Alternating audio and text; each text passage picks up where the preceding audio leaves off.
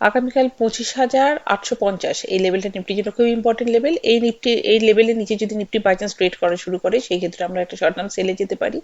আমাদের টার্গেট বেরিয়ে আসতে পারে 25,800, 25,770 লেভেলটা।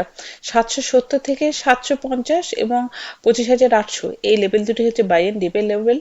এই লেভেলে যদি আমরা ক্যান্ডেলস্টিকে কোনো কনফার্মেশন পাই তখন আমরা শর্ট টার্ম বাই ইনিশিয়েট করতে পারি।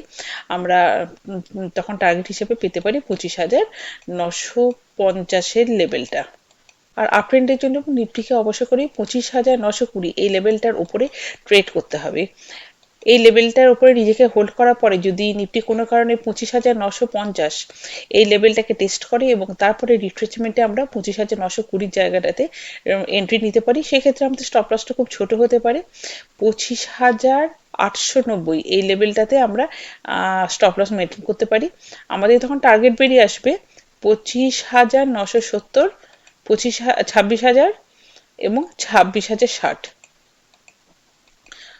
আগামীকালের জন্য আমাদের নিফটির আউটলুক অপশন চেন অনুসারে একটু নেগেটিভ বা বেয়ারিশ থাকবে, কারণ কল সাইডে ইন দ্য মানিতে প্রচুর কল রাইটিং হয়ে রয়েছে আমরা দেখতে পাচ্ছি, আর পুট সাইডে আউট অফ দ্য মানিতে বেশ ভালো রকম লং বিল্ড আপ হয়ে রয়েছে।